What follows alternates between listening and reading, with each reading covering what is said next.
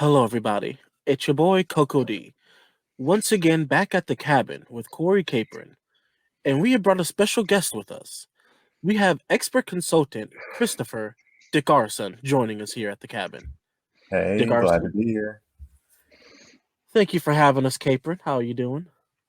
I'm doing well. All right, so Everything is Capron, good. tell us what we're talking about today, because this is it's a pretty solid topic. It's going to be a good one. Yeah, no. So we're gonna tackle the whole Martin Scorsese. He recently released essay in Harper about it was the thrust of the essay was a tribute to Federico Fellini, but within it, he kind of used Fellini as kind of a driving point for some of his views about the current state of cinema and the streaming industry. And so he kind of begins the essay with this very cinematic kind of director notes, kind of enter scene, person walking across street, and you're kind of going through this collage of film references and people, picking up a paper in the 60s and reading about Truffaut and Godard and Kurosawa.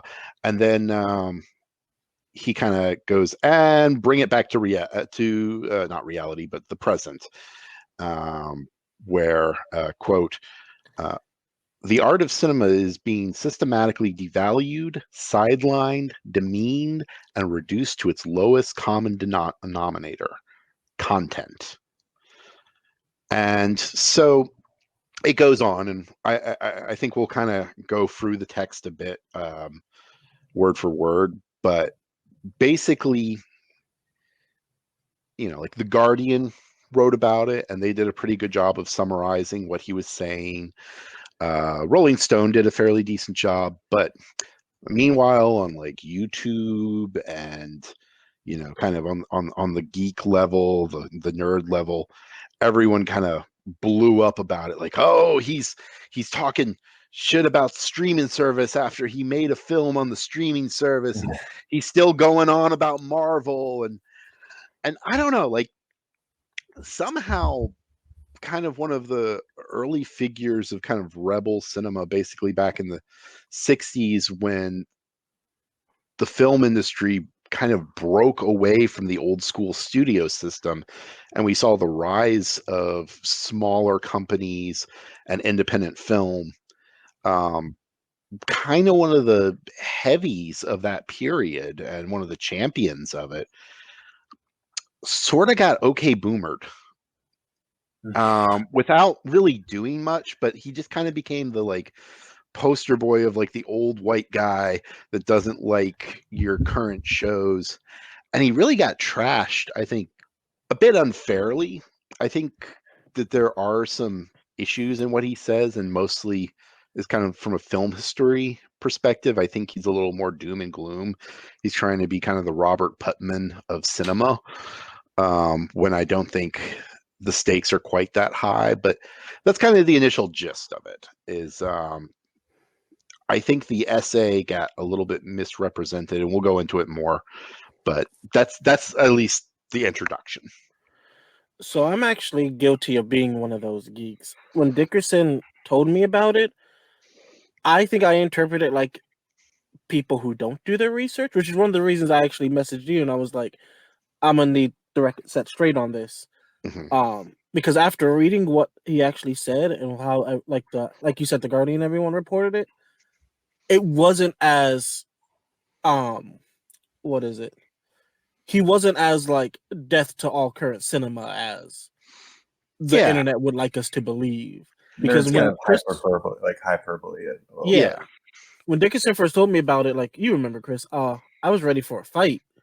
Yeah, and like it's kind of, that was the gut reaction because of what he said about Marvel films that a few months back, and kind of like, nerds are ready. If any criticism of a Marvel film, they're just ready to go at it.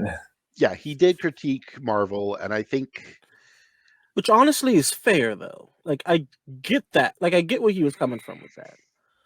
Yeah, I think it warrants a bit more of an investigation. I have some issues with his emphasis on cinema. I agree. Because I think really, despite his vast knowledge, I mean, he is part of kind of the original film school generation with George Lucas, Francis Ford Coppola, and a few others that had kind of been the first generation that wasn't just part of the meat grinder, but it really got to stop and look at everything that came before them, and then push forward with that informed position. He doesn't always look at it. He looks at it as a film student. He doesn't look at it as a media studies student. And I think if you look at the landscape of cinema as a technological evolution from, back when films were watched in a large box that had a peephole that an individual would lean over and look into, and that was how you watched a film, to cinema, which comes from the word cinematograph, which refers to both the apparatus created by the Lumiere brothers, and also the theater that you watch it in. There's sort of it's a certain investment in a certain way of watching cinema. And I agree that like films that were made for that need that.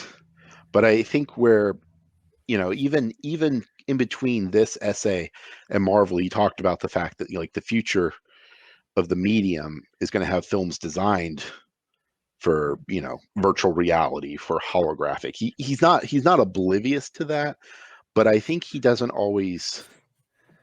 The way he talks about cinema, it's very invested in the rebel years, the post-war, the Fellinis, the Kurosawas, the people that were part of their own systems, but were at least having a pan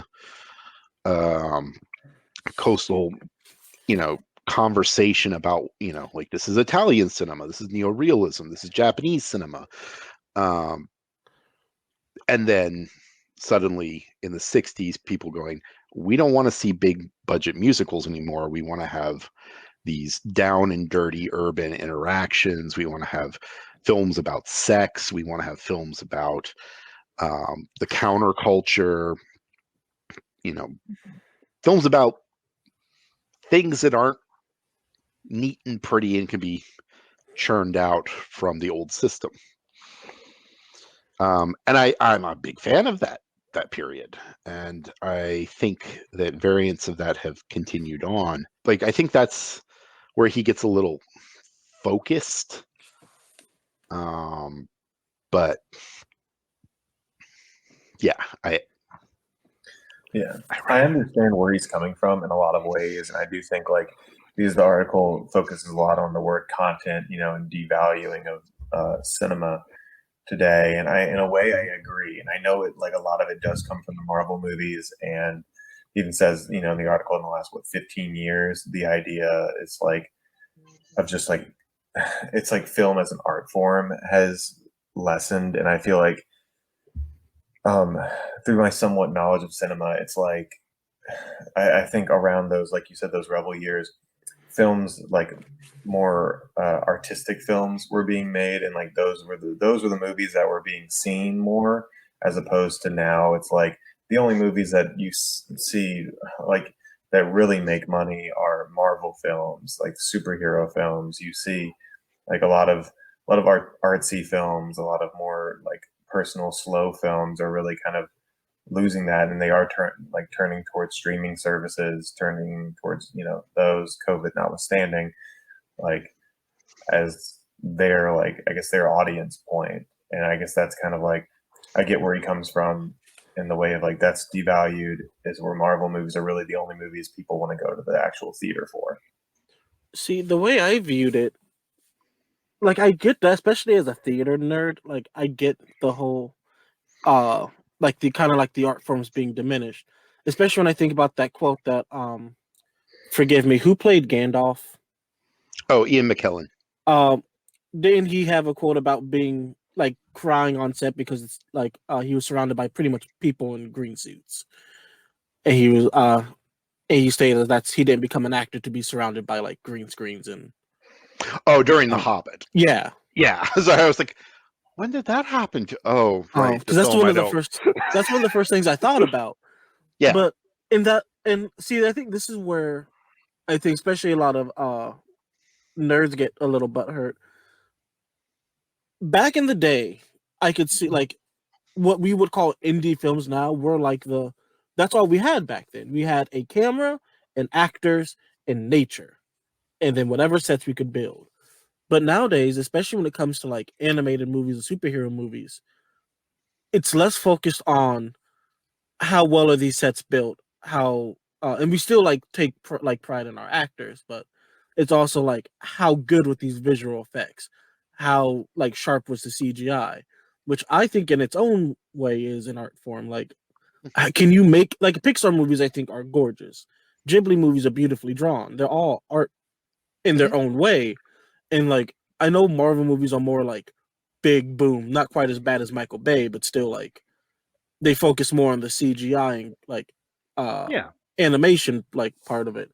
Like obviously you're not gonna find a man that can jump in the air like Thor, but you're also not gonna find someone that can deliver that line like Chris Hemsworth when he tells them to bring in Thanos. Mm-hmm. So like I guess in my world, it's not so much that the art has been diminished, but it's been changed due to the times. Well, it's kind of like it's not even from a CGI standpoint or like a computerized effects or practical effects look. It's more or less like from like the themes of the movie, the message of the movie, like what is the movie saying, and that's where I think Marvel movies have kind of been, I guess, more wanting. And yes, I know like Marvel movies have good like they can have like good solid messages or themes, but they'll never go as far as to like say something risky or something that might like piss off a certain amount of people. Oh yeah, And like the that's Green where, Mile or like the Color Purple or something like that. yeah, in a way of like they'll never go like all the way in like unless I mean who knows if they do, but like in the future, but they haven't gone yet because they're still trying to appeal to a wider audience. Whereas I think a lot of like Scorsese's old films and just old like a lot of older artsy films in general aren't trying to just appeal like to a mass audience. They're trying to like say something to a certain amount of people or trying to say something about the human race or psychology or philosophy. Whereas Marvel movies aren't really trying to do that. Yeah, Marvel movies are definitely more about just like this is good, this is evil, and good triumphs over evil. And I think a lot of that is not that he was focusing solely on Marvel, but a lot of that is just I will give it to anyone who says it. Hollywood does not have very many original ideas nowadays. We definitely live in a cinematic world of adaptations where almost everything that we see getting released is a remake or adaptation. At which point, either the messages are repeated or the messages are your cut and dry messages from a book or a comic. Yeah. Whereas I definitely think back in the day where, like, not that I've watched a lot of old shows, but not a lot of old movies. Mm-hmm. It definitely explored more of the human aspect of life versus there are aliens, how are we going to stop them aspect. Oh, but there was plenty of aliens. How are we going to stop them? I mean that.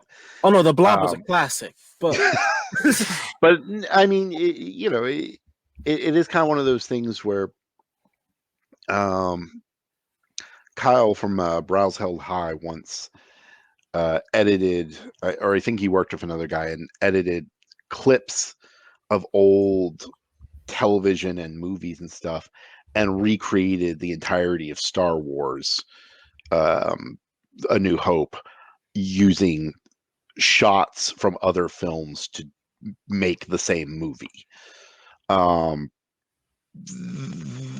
The things that came before have things that came before them. You know, I mean, we have war epics from the beginning of cinema. We have sci-fi going back almost as far. And so what we're doing now is semi-unprecedented. Of course, the Universal movies did the monster mash of its own cinematic universe. The scale is unprecedented, absolutely. But I also think we are making new films. We are making original ideas. People just don't look for them. And I think that comes back to like horror, like people bemoaning the state of cinema in the last 10 years. I'm like, are you kidding? Like, as a horror movie fan, we've had probably one of the best decades we've ever had. Like, the gore hounds will go, but the 80s. And yeah, the 80s is a good time to be a horror movie fan. Absolutely. So was the 70s. But the 2000s, well, the 2010s for sure. 2000s was really a bit more torture horror, to be honest, but also J horror. I think a lot of international like horror movies have really shown like how Yeah. good they can be in the last few years. Yeah, and American horror films. So it's, and that is a genre, but also like I think in every genre there's been little pop-ups. Like, the romantic comedy. We had The Big Sick. That was a really good romantic comedy. It's not as much of a flirty, it's more of a remake of While You Were Sleeping, I'll grant you, but yeah, I don't know. Like, independent films, I think what has happened is there's a lot more. And how do we navigate this ocean of material? And that kind of brings us back to what was really, I think, the important part of his essay, which is this conversation about content. And here's kind of the big paragraph on it. As recently as 15 years ago, the term content was heard only when people were discussing the cinema on a serious level, and it was contrasted, with and measured against form and content.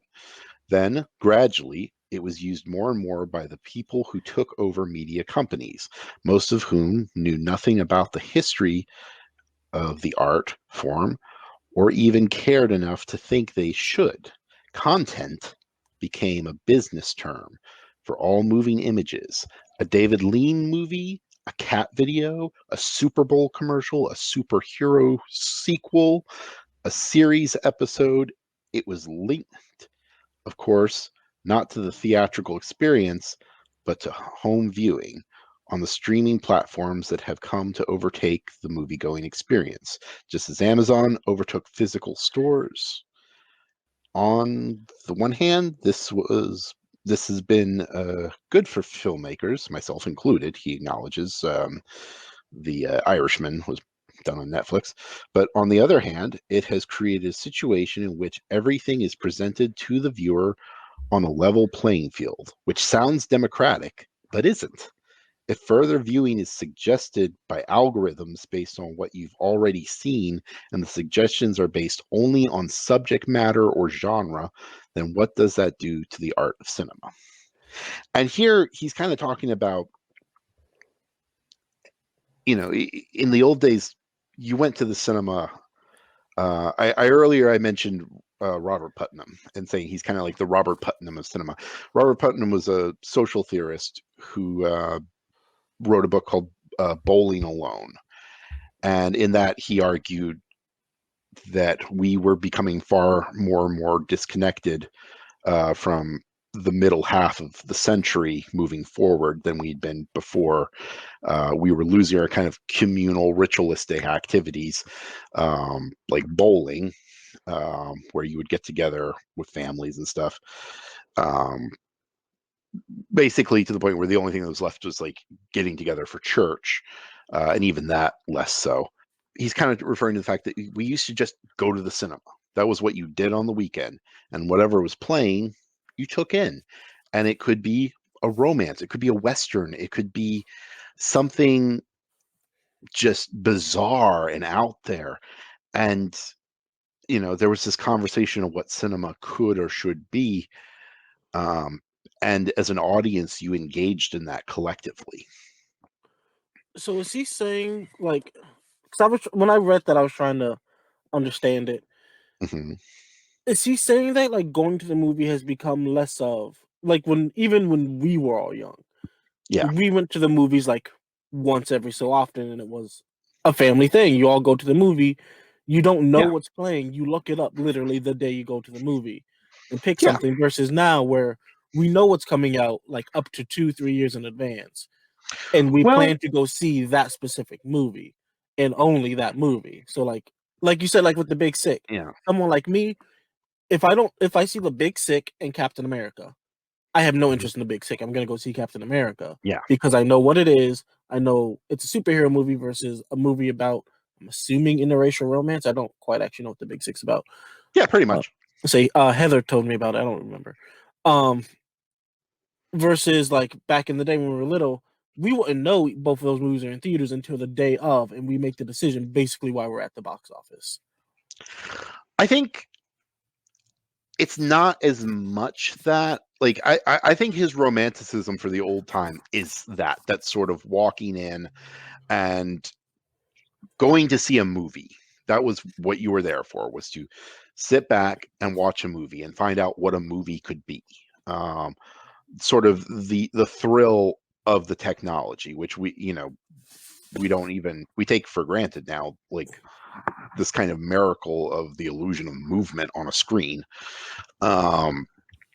I think he's kind of enraptured with that and the necessity to just try something new.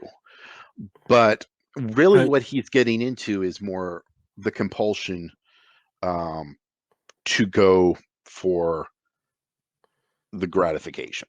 But like you said, I just want to go watch Captain America beat some shit up. So the other thing it sounded like he was saying was that he didn't like the fact that like when you watch, especially like on Netflix, when you watch something, it suggests what you should watch next versus going to find something to watch. Is that basically what he's saying? Before I go off on my stand on my soapbox. Yeah, he's looking at the algorithms being something that encourages you to just have more of what you like instead of trying something new. If you think of cinema as horror movies and all you watch are horror movies, then you won't have any kind of potentially transcendental experience of watching this other genre movie, or even just thinking about things in the term in the sense of genres. Like, and I get what he's talking about, because there are some movies that I saw kind of by happenstance that I can't really pin in a genre. Like, there was a film, A Play in the Fields of the Lord, from the 80s that is about missionaries in the Amazon trying to convert people and it collapsing. That to this day, like, has them, when I think about spirituality, there's some interesting motifs in that film that kind of linger with me. I it's not a, I mean, I guess what's her name from Kill Bill's naked in it, but other than that, like, there's not Daryl Hannah is naked in it, very naked in it. It's great. But like, other than Daryl Hannah in the Amazon, like, there isn't anything, and Tom Waits is in it. That's true. He's a pilot. There's nothing in it that's very like, ooh, like, it's just, it was there and I put it on, and I had an experience I wouldn't otherwise have. So my argument with that is simply, so when you have someone like me who is part of quotation marks nerd culture, Mhm. we have very specific tastes. Like I Yes. either like what I watch, I usually want to watch more stuff like that. Yeah. Like, and I usually tend to only like those kinds of things. Like, obviously, once in a while, I'll find something I do like. But like Netflix, for example, has this new thing where you can just click random and it plays anything on Netflix, and that terrifies me, and I hate it. and that's the fundamental difference between you and I. You're a nerd and I'm a geek. And however you want to look at the nuance, I mean the sideline stuff of that, the core definition differences are nerds are specialists. They are, focused on a subject and they learn everything about that subject and they are very emotionally engaged with that subject. And geeks are generalists. They want to be a jack of all trades, master of none. That shit right there, everybody. If you ever want to know what the difference between a nerd and a geek is, it's for damn sure that specialist versus generalist. That is it. That is the definition. Basically, you could probably tell me the name of the flower in the 1950s Superman that he pulls from under the pyramid to cure Lois, but I could tell you the significance of that scene in reflection to Red Sun. You could tell me everything about Red Sun, but I could tell you how like some of those principles can date back to Superman the TV show. Yeah, I get that. Yeah, but yeah, no, that is the thing. Is I think it is primarily nerd culture that is lashing out against Scorsese.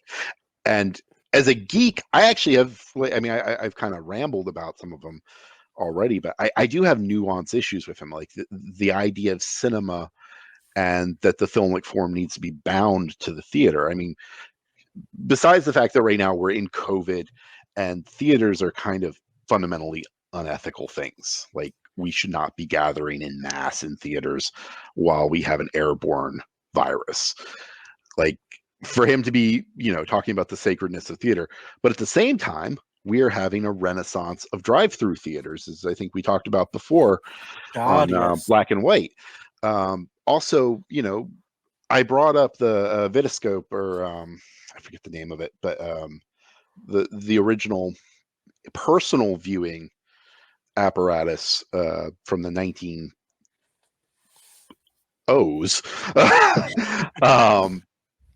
Because I love that example because David Lynch famously was like, you don't watch a film on a fucking cell phone. And I'm like, well, in a way, that's kind of how we originally watched films. But they were films designed for that. And that's why things like, I brought him up earlier. He's one of my favorite film essayists. Brows Held High did an episode on Vine and TikTok and their roots in one of the earliest forms of cinema, which was actualities, which were films about just because we were still caught up in the technology. They were just films about a thing like the kiss or a train arriving. It was capturing movement, or but like the actualities were before you had narrative cinema. It was just like, here's an event. Here are people leaving a factory. Like, oh look, this is what it looks like to have 100 people walk out of a building. Because we were fascinated capturing stuff like that. The biggest thing we were fascinated with was death. There was some infamous actualities about like people being put on the electric chair because we wanted to like process that idea of like life leaving someone, because unless you dealt with it personally, it's a big anxiety. It's still an anxiety afterwards, but so like the technology has gone for all these different phases, and even silent films, again, we watch silent films wrong today. Like I think with like the Blu-ray era, we're starting to see silent films shown at the proper speed. But from like the 90s, the sort of VHS renaissance of old films being brought back into the mainstream as products, silent films were always shown at the wrong speed because they were crank recorded. you manually moved the film through the camera, and so it was something like, film geeks are going to hate me for this because I'm not going to remember the number, but let's say like instead of 35 frames per second, there were like 12 frames per second. So then when you play them at normal movie speed, everyone looks like they're running around, everyone's in fast motion. And that's a carry away of having the content taken out of its form. And so I get where he's coming from in that the films of his time were designed for the theater. And watching them on a home theater by yourself is not going to be the equivalent of the experience they were designed for. The greatest example of this that we've run into as a kind of generational dissonance is The Exorcist. I've yet to meet someone younger than me who agrees that The Exorcist is the scariest horror movie of all time. They're like, it's gross, but Paranormal Activity scared me more than that shit. And like, I get it. What most people don't know is when The Exorcist came out, William Friedkin, the director, went across the country and personally oversaw the sound mix and engineering of every theater that The Exorcist was played at. He optimized every theater so that you heard the soundscape he designed for that film.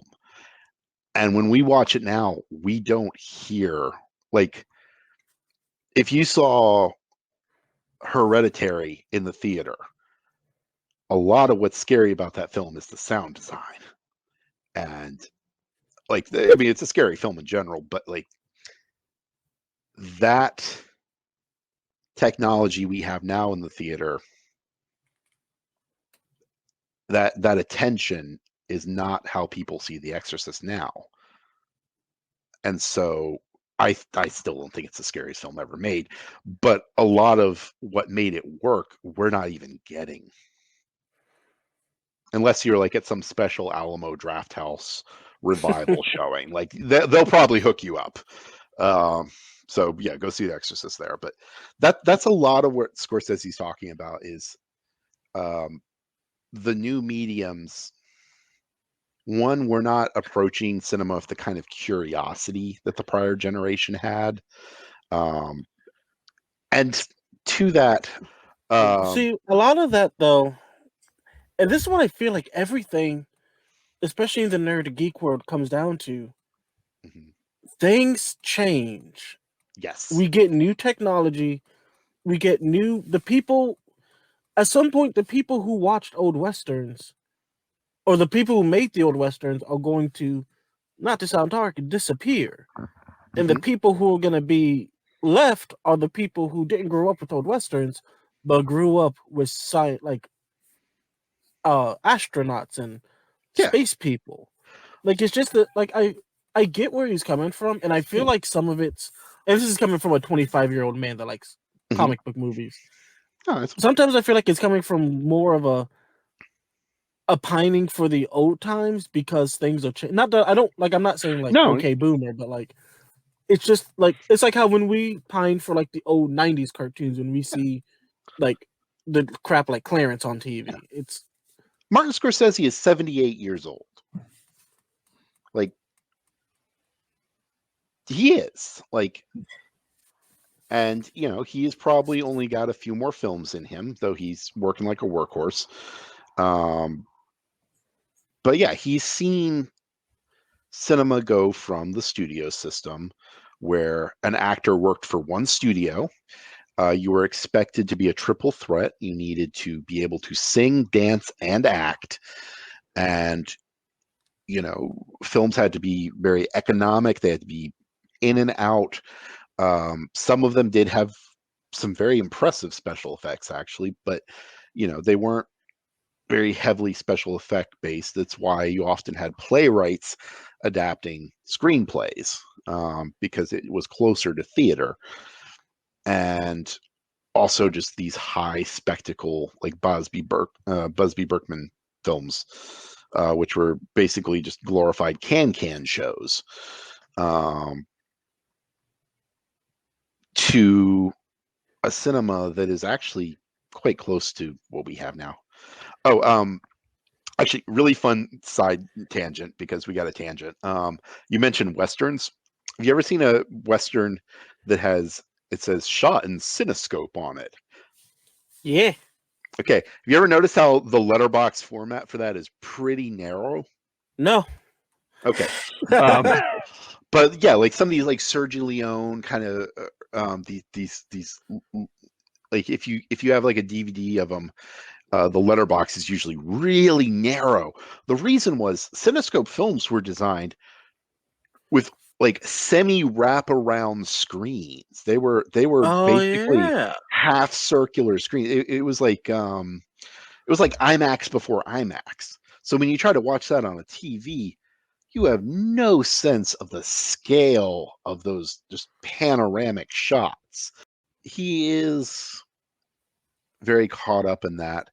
And I think a lot of his points we should take seriously, but I don't think necessarily we have to draw the same conclusion that he does. For example, algorithms. Algorithms are a lot like statistics. They're as good as the sample and the person programming them. So if you have a great collection of films and you have a smart algorithm, it's actually going to do a good job. Like, basically, the only thing that's evil about algorithms is if you lack imagination, if you lack curiosity, then even the best algorithm is going to be inclined to give you what you want. And if you only want the same thing every time, it's going to do that. In fairness, not everyone's a cinephile.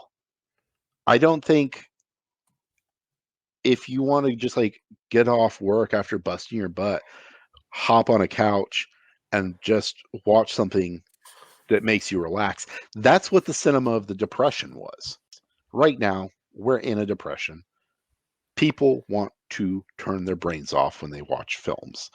And I think there is a value in going, hey, no, think, be philosophical, be spiritual, be all these things. And cinema has the potential to really portray those, just as a good book does, or a good television show, or a good video game.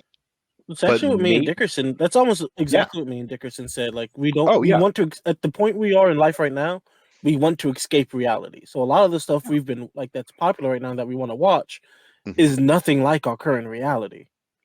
Oh yeah, I but mean, a lot of like, but you can okay. still learn from not reality.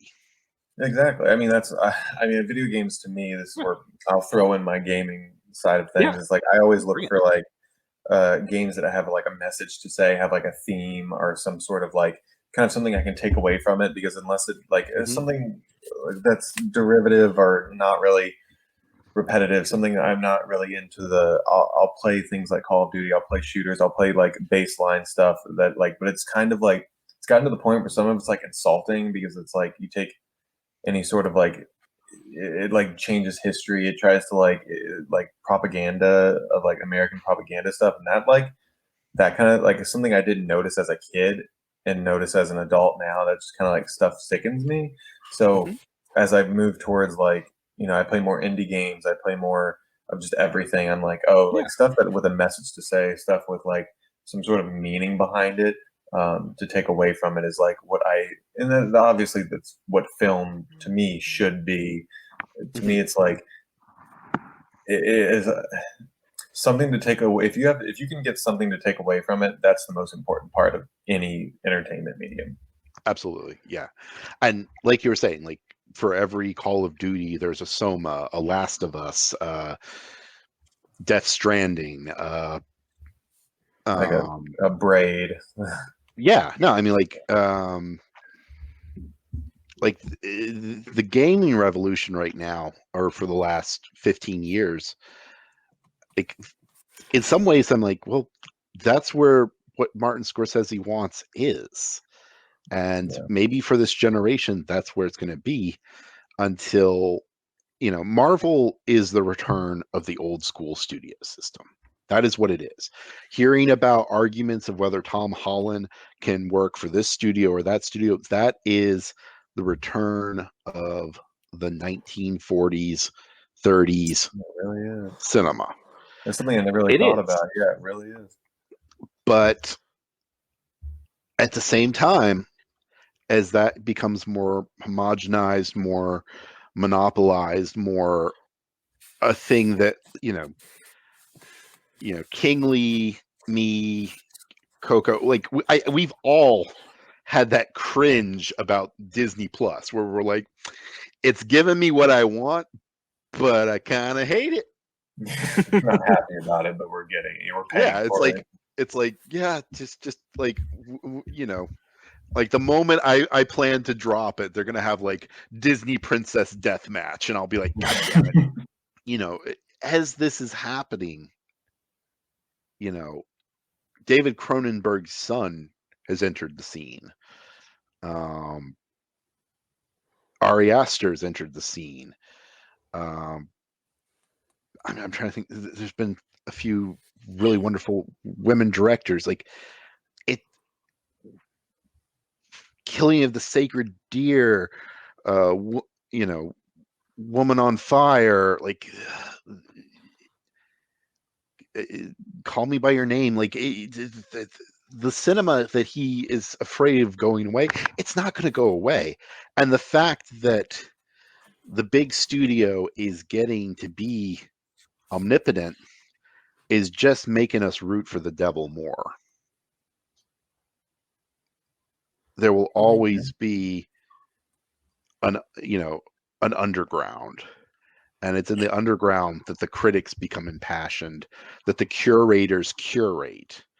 You look on YouTube and they're not talking like, yeah, we're all talking about WandaVision, we're all talking about, but like every one of those content creators, the dreaded content, they're also talking about metagaming, about ludonarrative dissonance. They're talking about movies that, like, hey, this little indie film over here, nobody's talking about it.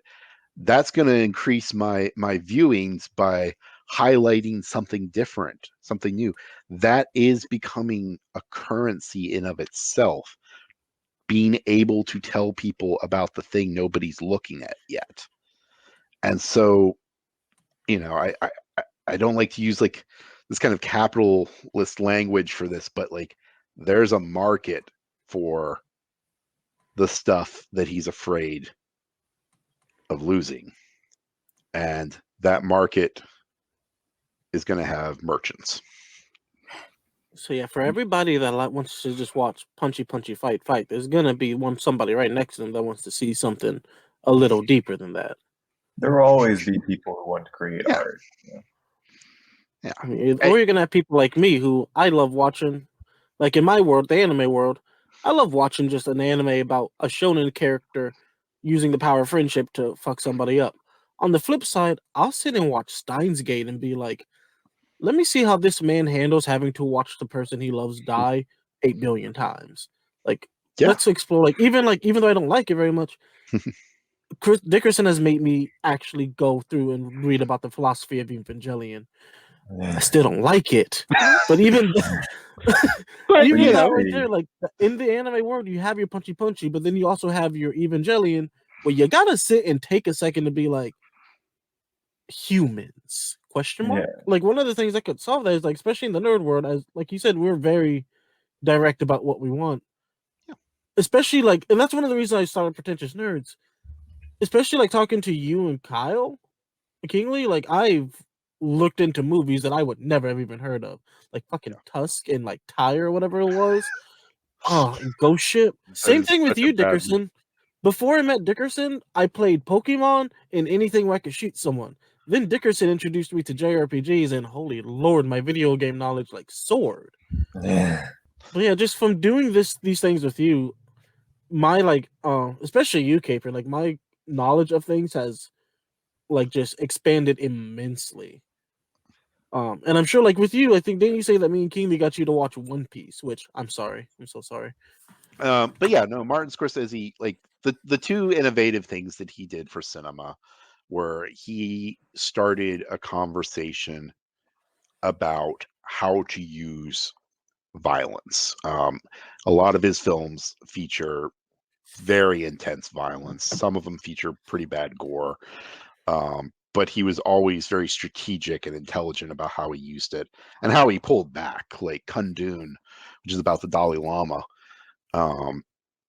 has a very effective scene where you see the person seeing the violence instead of seeing the violence. So, like, if you're a filmmaker and you're trying to figure out like how do I use violence in an like a clever way as opposed to just an exploitative way, study Martin Scorsese. The other thing that he contributed to cinema more than anything else was I don't believe he innovated it. I don't think he was the first person. He might have been, but he popularized using pop music as the soundtrack. So before there was Martin Scorsese, you wouldn't have someone walk into a room and diegetically, in the background, not in the room, but as the score, like the Rolling Stones or like in Star Trek, having the car going towards the edge and they're blaring Rage Against the Machine. That is a Martin Scorsese move. Anytime you hear a rock song instead of a score or a hip hop song or any kind of pop music, as the front point of the film, that is something that he started. Yeah, so I think he deserves a lot of respect. He is getting up there. I think he's got some good points. I think we do need to pay attention to algorithm.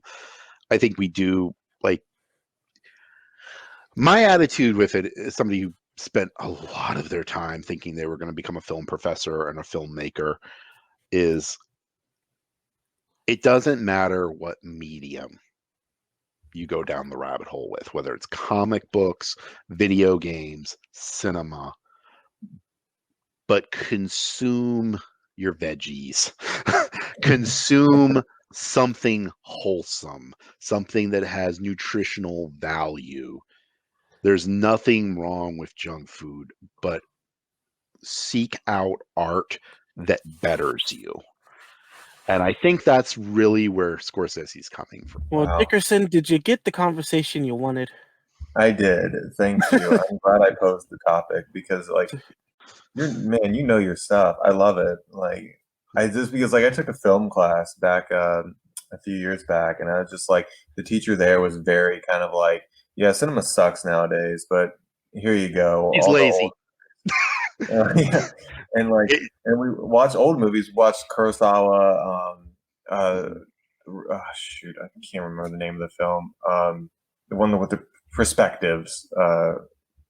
Anyway, but yes, we watched a bunch of old movies. Really liked them, old Italian flicks.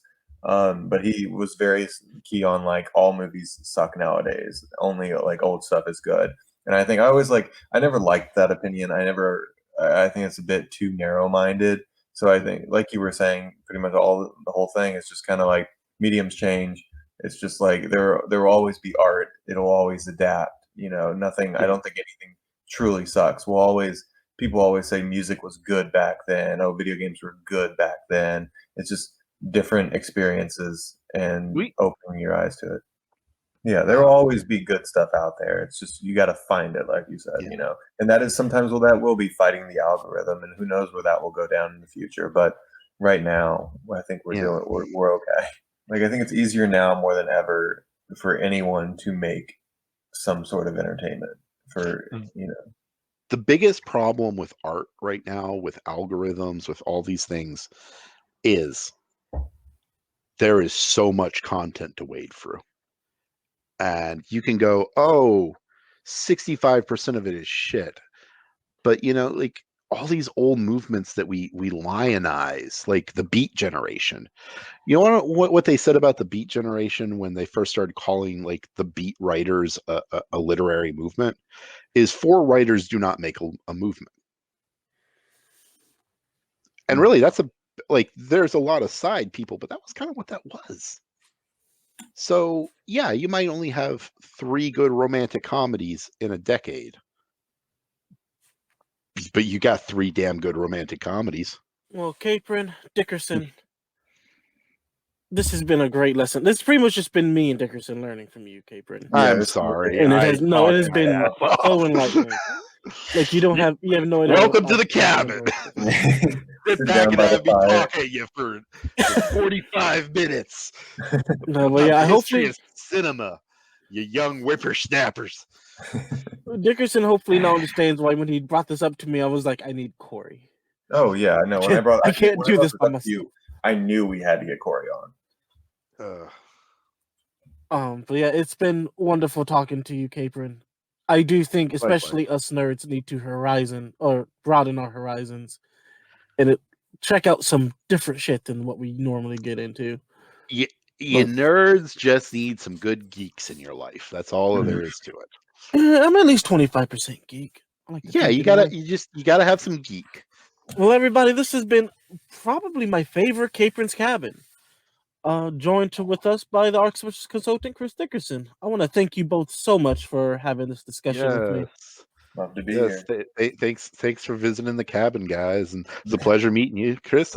Hope we find other things in the future to talk about. Yeah, I know you too. I'm glad to have been here. Yes. All right. Well, as always, Thank you, everybody, Coco. until next time. Goodbye. Bye bye. Bye.